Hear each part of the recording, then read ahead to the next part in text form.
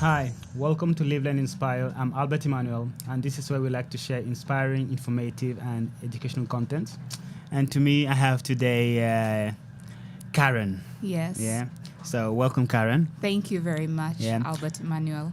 Well, just to give us a bit of a background, Karen. So, how would you describe your background to the audience? Like, who is Karen? Oh my goodness, that is like a very loaded question. It is. It's big, and usually I say that question is big. Could you make it smaller? But I'll do that myself. I'll make it smaller. Okay, go ahead. Yeah. So my name is Karen Hasahya, and I dub myself a super creative.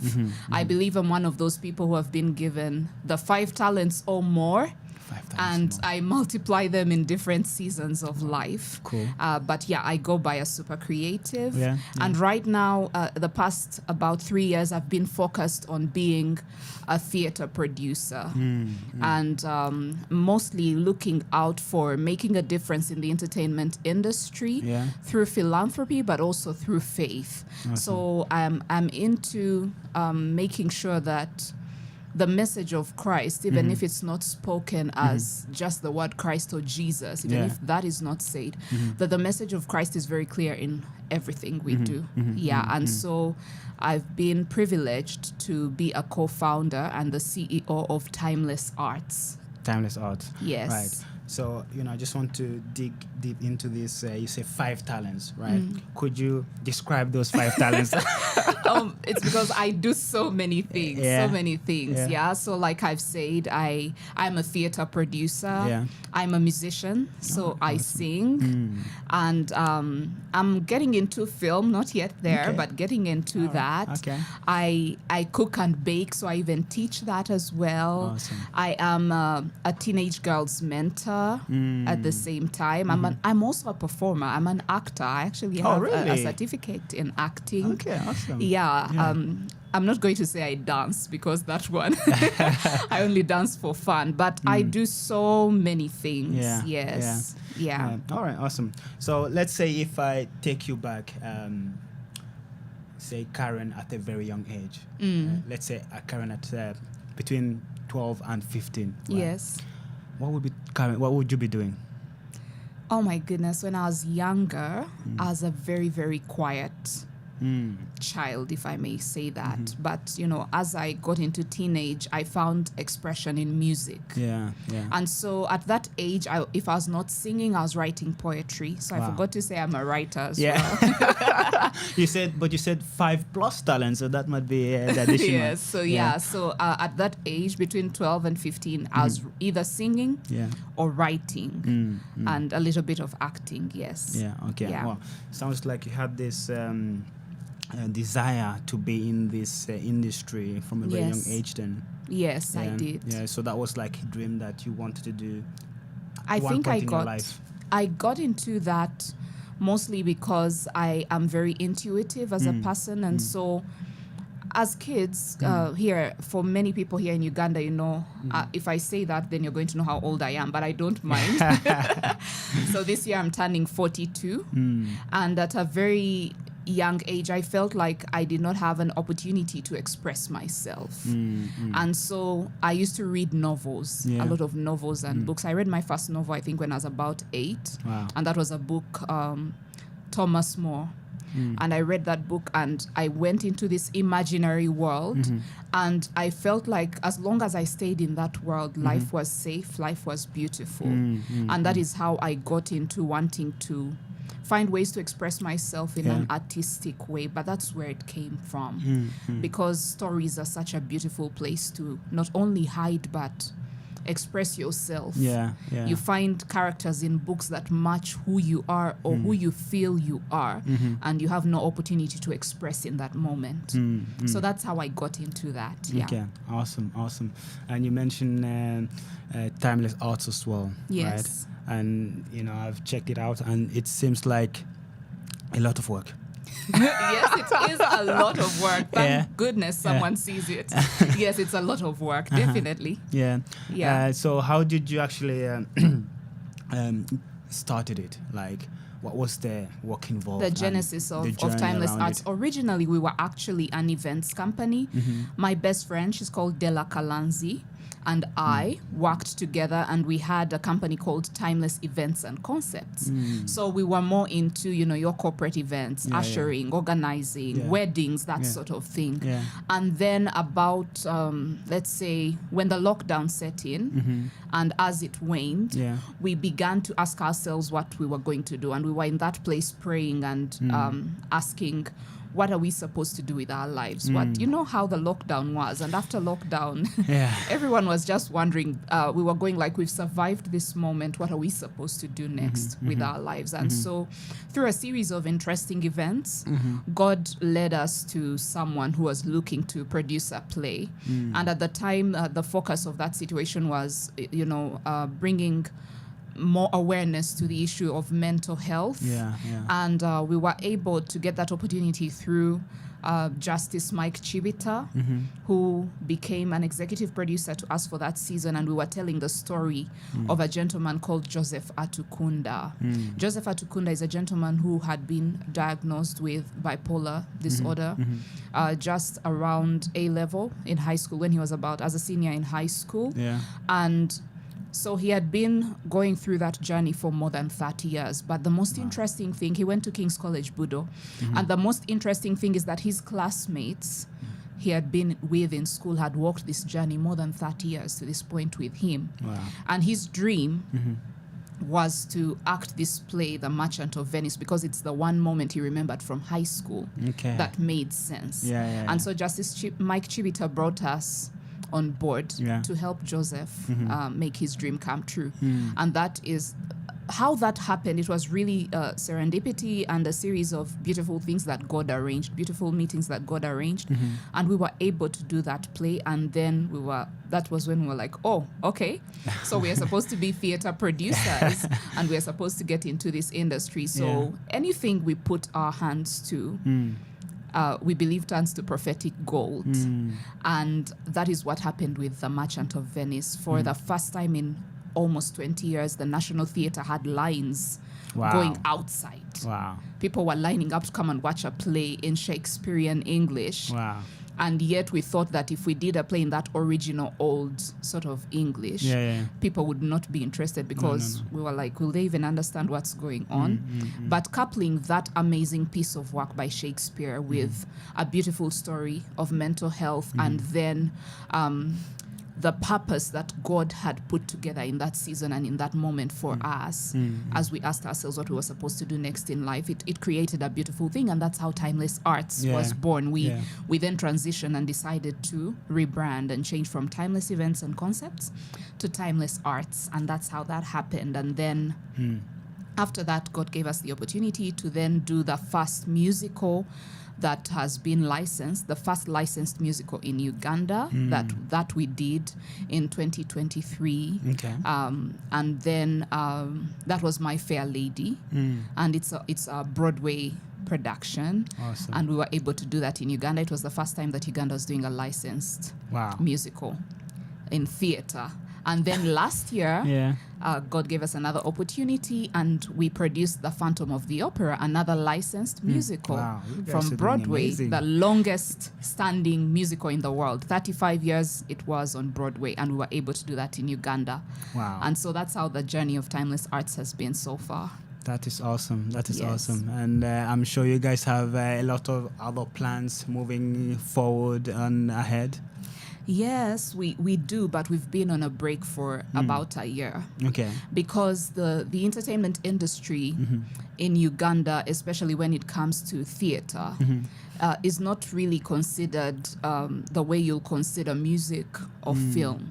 So theater is considered more of a niche and understood by a small group of people. And we were trying to disrupt that area of the entertainment industry in Uganda. And for 3 years, we were going hard. Like you said, it's very difficult to do what we were doing, but we knew that God had put it in us to be able to do that. So we were going really, really hard for 3 years, and we wanted to continue, but the theater industry is not very well supported in in Uganda, and to be able to pull off these levels of production. These are international level productions, and to be able to do it at the level that it should be done is difficult and requires a lot of resources, which unfortunately we've not been able to have. So for the past 1 year, honestly, we've been sitting and waiting. Wow. Yeah. That's a tough place to be. It's a very tough place to be. Yeah. And okay, so lack of resources is the main reason, Yes. You guys had to take this break. Yes. Right? What other ways, I'm sure, I mean, is there a way to raise funds or investors? I don't know.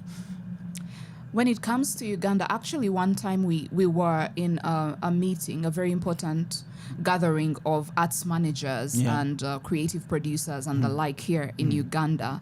And we asked a question to one of the representatives from one of the embassies here in Uganda. And we asked why theatre in particular was not being looked at and supported. And their answer was that we are not considered a moneymaker or, a clear industry. The way they say film employs a lot of people. Okay. You see music, people come to concerts and fill up, stadiums and hotels and the like. And theatre does not do that. And yet theatre, with what we were trying to do, it was a new medium to use to help people understand the deeper things of life, social issues and people's pain. And we had been successful in doing that, but it was because there were a couple of people who believed in us and put their money in, sadly, without expecting a profit. So when you talk about ways of raising money, when it comes to certain aspects of the entertainment industry, we need philanthropists who have disposable income, who want to see either a particular cause highlighted, or who just want to see young people have an opportunity to work. While it was being said that the industry did not employ many people, we focused on doing big productions, and our last production had over 120 people involved who all needed to be paid. Of course. And it has been a tough journey making sure all these people get paid. Yeah. And so what we look out for is well-wishers, people who have some money somewhere and they're willing to share it with us, so that actors, singers, costume people, dancers, people like that who will not easily get work here in Uganda can have an opportunity. Because when we do a production, we employ people. Like I told you, we're trying to do it professionally. So we employ people on all these levels. And so we just need those sorts of people. Even if we did a fundraiser, I would probably get some money. But it's not sustainable if you want to do these productions every year. I mean, you want something that will last a long time, right? Exactly. And you cannot go to the same donors each time, like, hey, we need it again, we need it again. Exactly. When they give it freely out of their generosity. Yes. Speaking of the entertainment industry in general in Uganda, I've spoken to a few people, and I understand it's really tough. Right? Yes. It's really tough. Although the music industry might be doing okay, and even comedy, I believe, stand-ups, although a lot of them travel abroad to actually get some gigs. But when it comes to the film industry, it's very tough, and theater as well. Yes. Right? Yes. So I'm like, people need to maybe get the awareness of what they can get from it, right? Like in terms of you said a deep level or emotional stuff that people can learn from from a piece of theater. That's true. There's needs to create certain levels of awareness. We've been privileged that the people we were working with from day one were people of high standing. Like I said, for the first production, we had Justice Mike Chibita, and he was able to call a few friends here and there, together with the old Budonians who supported us. They were able to call people here and there to support us. And then for the next couple of years, we had the support of a gentleman called Mr. Kabito Karamaji from Legomark Advocates, and so many other people who were supporting us. And what they were doing was calling their networks to come in and support. And many people would come to the shows. Yeah. And then when they watched the shows, they would say, "Are you sure this is happening in Uganda?" Like, are these Ugandans? People would hear, people singing, and they say, "Are they miming? Are you sure that that's their voice?" And that sort of thing. Uganda has such talented people.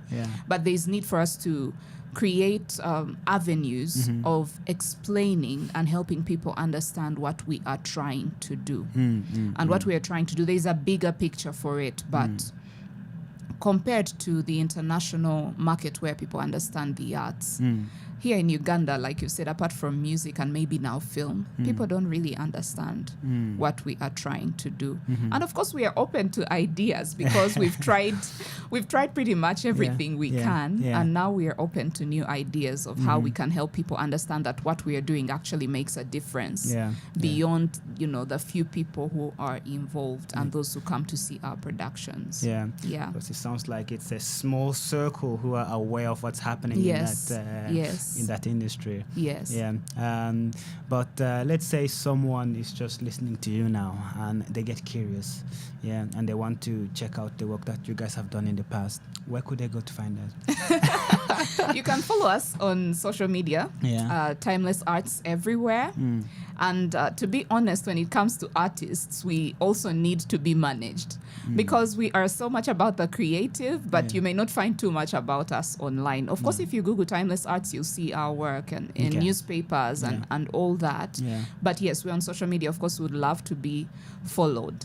But then they'll get to see what we're talking about. And I'm also on social media. My partner Della is on social media. We're all there. And as long as you follow Timeless Arts, you'll be able to find us anywhere. But when we started this journey, Timeless Arts is it's a big thing, but it's a smaller part of a bigger picture. I see. Yes.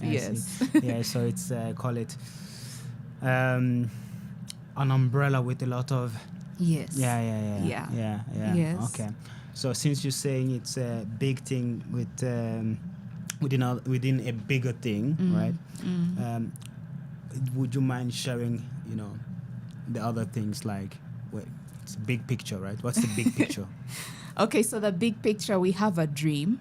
And we are so privileged that God has given us the opportunity to see that happen through the work that we've done. And our dream is for gifted people to have an opportunity to express themselves. Express themselves in so many different ways and then build for future generations. Because right now, because of the internet and more exposure that is going on, so many young people are getting an opportunity to choose and say that I am going to be an actor, I'm going to be a dancer. When we were younger, that was not acceptable at all. And so right now, even when I say I'm a producer, there's a young person out there who wants to know what a theater producer does. And so for us, the bigger picture is that one day we will actually have a school, a performing arts academy that gives an opportunity to many young people to walk in and receive the kind of education and certification that can allow them to boldly say, I am a musician, or I am a theater producer, or I am a costume designer. Right now, it's small groups of people who are able to say that, and it's mostly because they are just naturally gifted and talented at it, but they don't have any particular certifications to back this up.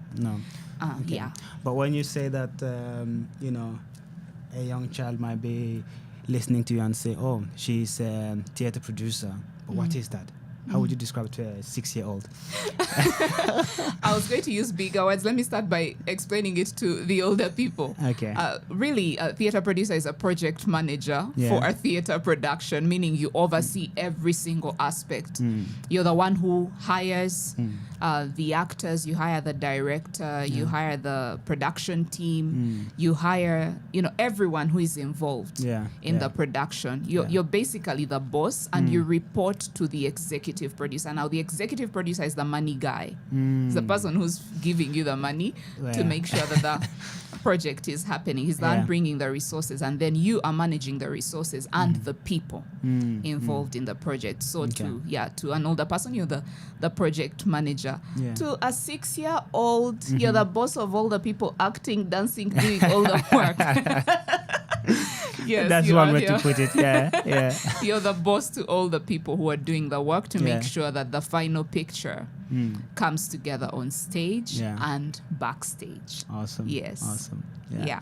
So that's the best definition for a 6-year-old and the adults as well. Yes, right? I think so. Yeah. Hopefully they're brilliant 6-year-olds. Yeah. You also mentioned eventually having an art school. Yes. Right. And you talked about many people don't have certificates but are kind of being in this industry. Yeah. Is there any art school out there that is doing it already, or? Yes.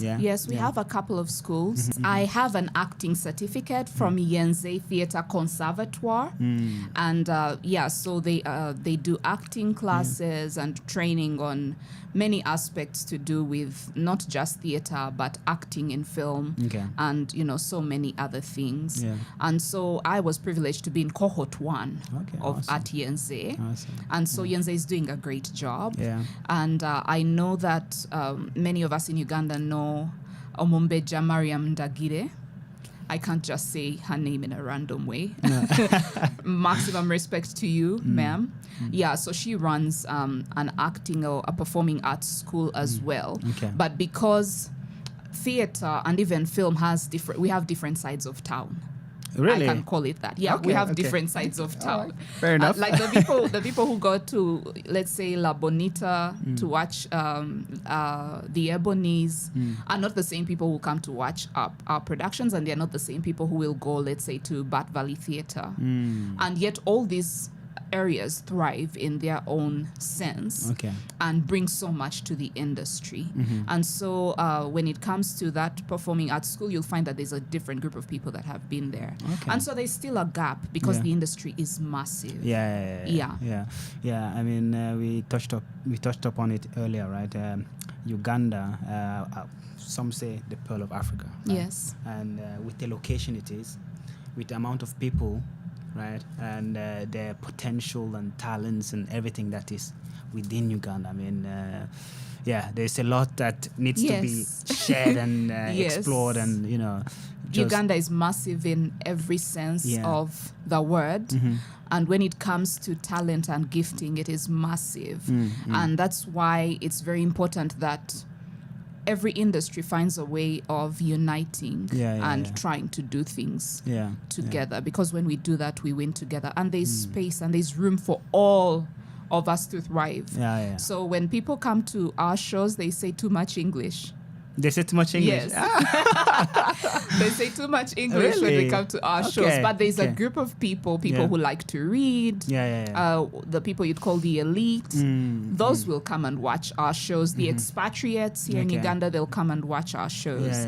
And then there's a whole different group of people that will go to all these other places I have spoken about. And so even in those spheres, there's a lot of talent that needs to be nurtured. So there's always room for growth. I like that you guys are attracting a specific type of audience, and like you said, there's so much to explore anyway. So even if this person is not the right person for your type of work, they can always find something else, and the right person will actually enjoy the show that you guys are performing. That's true, but interestingly, because of the quality of work, which we really attribute to some of the people who have journeyed with us since we were young, Della and I were nurtured in Watoto Church, and that is where we learned most of what we have been able to do. And so because of that, that is why we attract the excellence, attracts a certain group of people.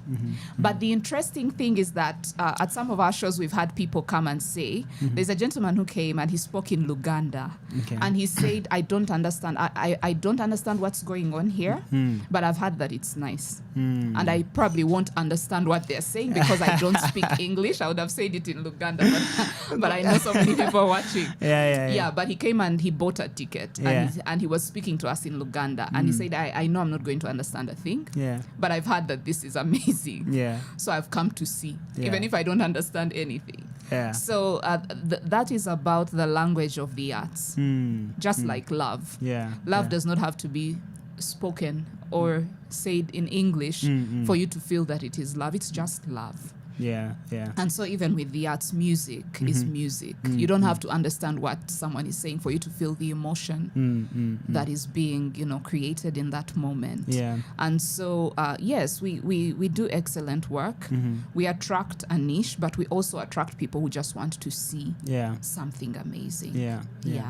Awesome. You are also a musician, or do you write music? Because you say you enjoy music, right? So I write music, but I've not written in a long time. You have not written in a long time. Okay, all right. So I wanted to point out, like, what type of music is it you enjoy the most? What type of music do you write? Right. First of all, I'm a church girl. Or like we say these days, church girly. So chances are that if any music I've written will be about God, about his love for us and his love for his people and about the experiences that he has taken me through. So I enjoy a lot of gospel and Christian music. I have playlists, so I can't say that I like a particular artist. If I find a beautiful song, I'll put that on my playlist, and I'm always happy to share my playlists with people. So that's the type of I enjoy music that speaks of God's love and his goodness to us, because he's been so good. You mentioned basically your partner, Della. Yes. Right? And you were at the church together, and now you are kind of working together with this project as well, right? So how has the journey been like for you to work together from church to where you are today? Not just from church. We've known each other since high school. Oh, really? Well, then we have a long story to discuss. High school, university, church, that sort of thing. Many people look at us and say, how do two girl best friends work together? But that has been the most amazing gift God has given us. Because when it comes to humanity, we have strengths and weaknesses. We do. And so her and I play off each other's strengths and weaknesses. Sounds perfect. Della, hi. So Della would never sit here to have this conversation. Really? Never. Oh, well, No. I will try next time I'm around. Let's see if we'll convince her, but she would never sit here to have this conversation. So I'm the front person. I'm the public relations person. I'm the one who, speaks in, about whatever we do, what I'm doing here. I'm the one who does that. Della is always in the background somewhere making things happen. And she makes everything happen. As long as you do your part, she does her part. She does her part, and then we come together and we've built a friendship. We call each other family.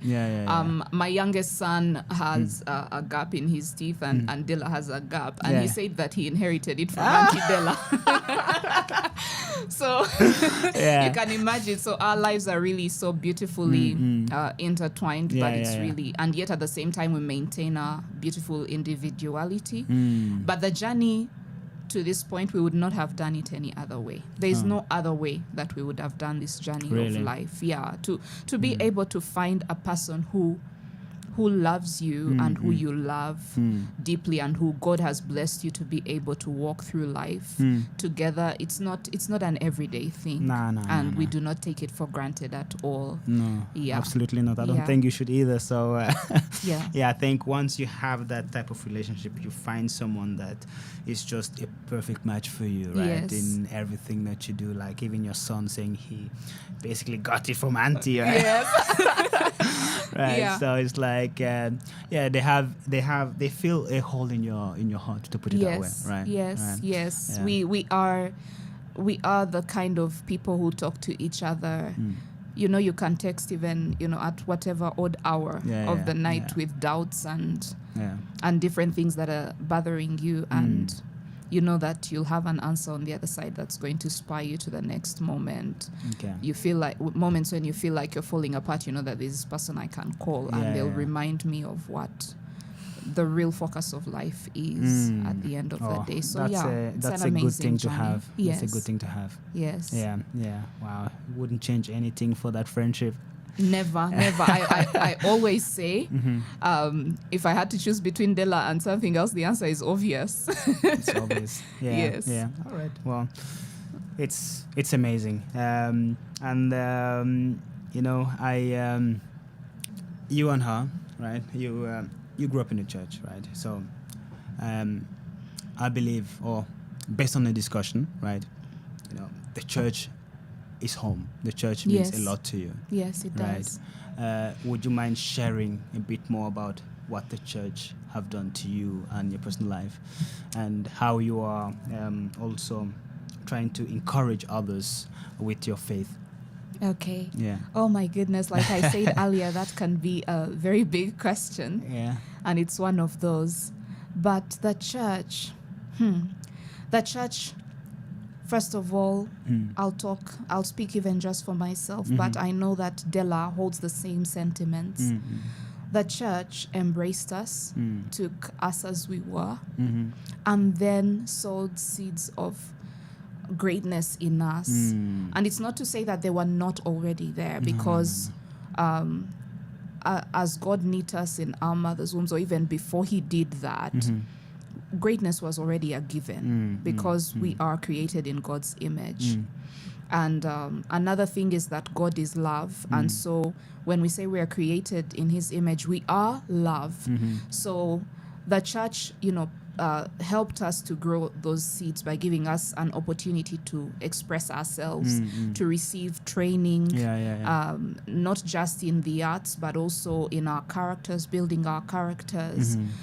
Della and I both had the opportunity to travel with the Watoto Children's Choir that was through still Watoto Church, and we joined Watoto Church when it was still KPC.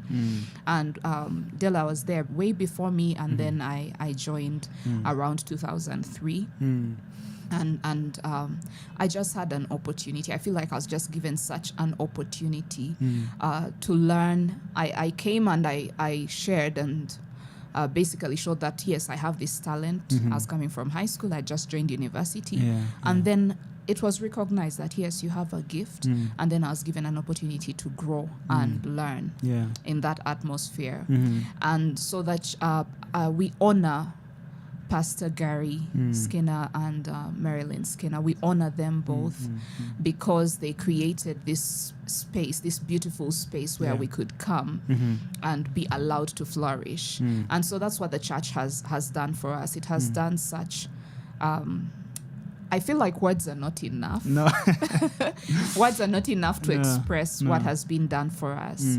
And for me, after I finished university, for so many years, I wanted to go back to school. Okay. And I kept trying, thinking maybe I should, because I did international relations for my first university degree. And I kept wondering what I should do in addition to that. And at some point I thought I was going to go into, TV, mass communication, journalism, that sort of thing, because I had done some work on TV. Okay. So I thought I was going to go into that. And so for so many years I kept applying here and there, looking for scholarships and that sort of thing. Yeah. Until around 2022. So after the lockdown, we were not too much of church people. We were so much online and comfortable to stay that way, even if the churches had opened. And in that season of my life, I saw a friend graduating from a certain program somewhere. And I messaged him and I asked what it was about. And he explained to me that it was a master's in Contextualized Pastoral Ministry from Lancaster Bible College. So I applied for the same and I got a scholarship. And that moved me for a couple of years to being part of another church family through a gentleman called Dr. Richmond Wandera, who runs the Pastors Discipleship Network. So I've experienced church, not just in Watoto Church, but church elsewhere.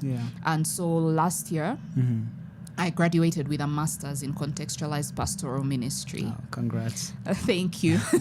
So because the work we do with Timeless Arts and so many other things is more of an impartation in the marketplace where we do ministry in one way or the other. And for us, it's about spreading God's love. Yeah. So we call ourselves, we say we are love personified, and we want to express that love to people through our work and through the different things we do. So when we come back to what the church has done, the church has given us an opportunity for expression as gifts of love to the world. Yes, that's what the church has done for us. Awesome. Yeah. Yeah. And my next question was how, giving back, to call it, a younger version of you, or someone that comes to you and asks for advice, right? It could be something, what you've experienced through the church and so on. What would you say? Okay, so right now, actually, ministry to teenage girls is primary to what I do outside of the church. Yeah. In the church, I'm getting back into worship ministry, but outside of the church, I'm getting more into teenage ministry. I run a Christian girls camp called Bloom and Blossom, Christian Girls Camp. And so in that way, I find that many times I am speaking to the younger version of myself. Wow. And I feel like many of the challenges I've had to deal with in life have been because as a teenager, no one was speaking into my life or guiding me. I mean, our parents are there for us, but with our generation, we feared our parents. We did not answer them back. No. We didn't ask questions, and they did the best with what they had. And I have amazing parents. Hi, mom and dad. So I have amazing parents, but I feel like as a deeply sensitive individual, which is many of us artists are, there was a lot I needed answers to, and I didn't get that, and I didn't have anyone to go to. And I told you I was a very quiet teenager, so I didn't have anyone to go to. No. So in speaking to a younger version of myself, first of all, I'd like to tell her that thank God that we live in a new era where she has a voice, and she has to know that she has that voice. That's what I would tell her. You have a voice to ask questions. You have a voice to seek answers about who you are and who you are meant to be. And we cannot find those answers anywhere outside of God. So I would lead her to God. And I would lead her to the Word of God to understand who she is. And even if it were my counterpart, a younger version of my brother, I would say the same thing to him. That we live in an era where there is information, where there is guidance, where even if parents are not telling you what you need to know, you can find it. Thankfully, on the internet, you can find just as much positive as people say there is negative, but there's so much that you can learn. And the most important thing is being focused on who you are through the Word of God. That's the manual that describes who we are. So that's what I would say to a younger version. That's great advice. Thank you. We're also reaching the end of our conversation. Right? But before we wrap up, are there any last words you'd like to share with the audience? Oh my goodness. First of all, I feel like when this conversation started, I wasn't too sure what we were going to talk about. I had a rough idea, but it was my prayer that whatever we said here would be what the message that needs to go out there. So, oh my goodness, my last words to anyone who's watching is, you are greater than you ever imagined. Any glimpse of greatness that you have experienced up to this point, or that you keep fearing to step out and experience, is just a minute measure of who you are. And you have an opportunity to step out and be so much more. And right now, it's high time we did exactly that. It's high time we stepped out and took life by the horns and stepped into the greatness of who we are. To this point, I am still trying to do that. And many times the other day I was telling my friends that I'm really afraid of it. And I coined a hashtag I used to use a lot between lockdown and, some years. Yeah. I have a hashtag. It's hashtag Netya. Netya is a Luganda word which translated literally means I'm afraid of myself. But ideally what it means is that we are afraid of the greatness in us. Wow.